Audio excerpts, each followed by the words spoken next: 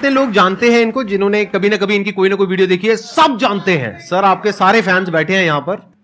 तो अपना Q&A session start. मानवता के सबसे चेतना के ऊंचे स्तर पे अगर कोई है वो मनुष्य है।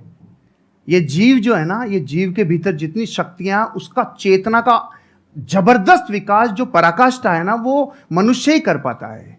अब आपको अपना विकास करना है तो अपनी चेतना के स्तरों को ऊपर उठाना होगा।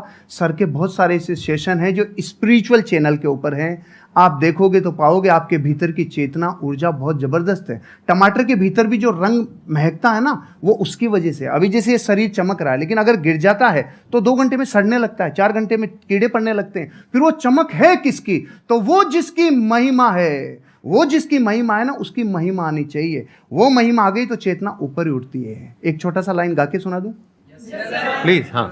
खटकती है रागादिक परिणति विकारी, स्वभाव के सन्मुख ये कैसे टिकेगी। समझ में नहीं आया?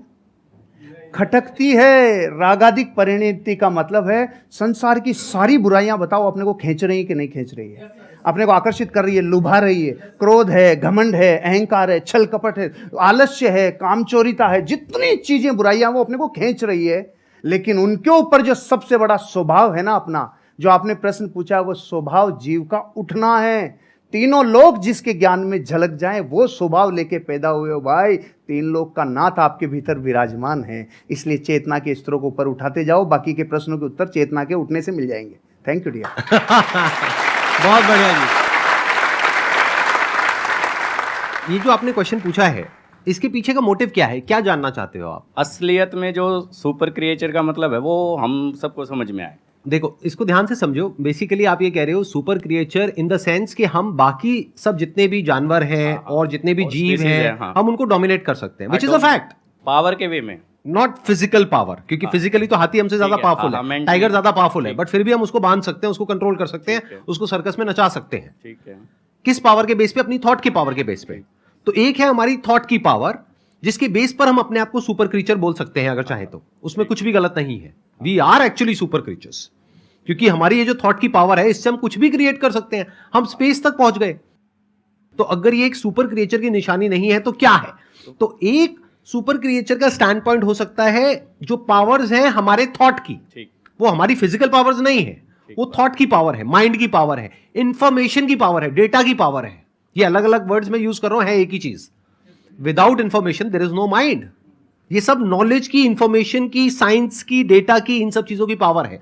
तो एक तो पावर ये है जिसके बेस पर आप अपने आप को सुपर क्रीचर बोल सकते हो, विच इज अ फैक्ट। एक दूसरी पावर है जिसके बारे में बहुत ही कम लोगों को पता है। पहला है इस दुनिया का ज्ञान, उसको अनात्म ज्ञान बोलते हैं, यानी चीजों का ज्ञान। दूसरा है आत्मज्ञान।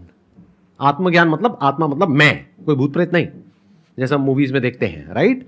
आत्मा मतलब मैं, तो मेरा ज्ञान, मैं कौन हूं।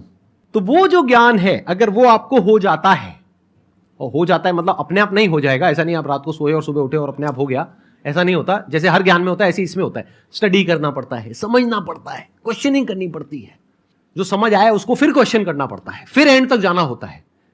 फिर not just theoretically but experientially you know what you are. और फिर वहां पर एक महावाक्य है, अहम ब्रह्मस्मि, मैं ही वो हूं, तत्वमसि, आप ही वो हो। वो मतलब क्या? The supreme reality, the supreme truth of this universe, you are that. तो वहां तक आप पहुंच जाते हो, not just theoretically but experientially.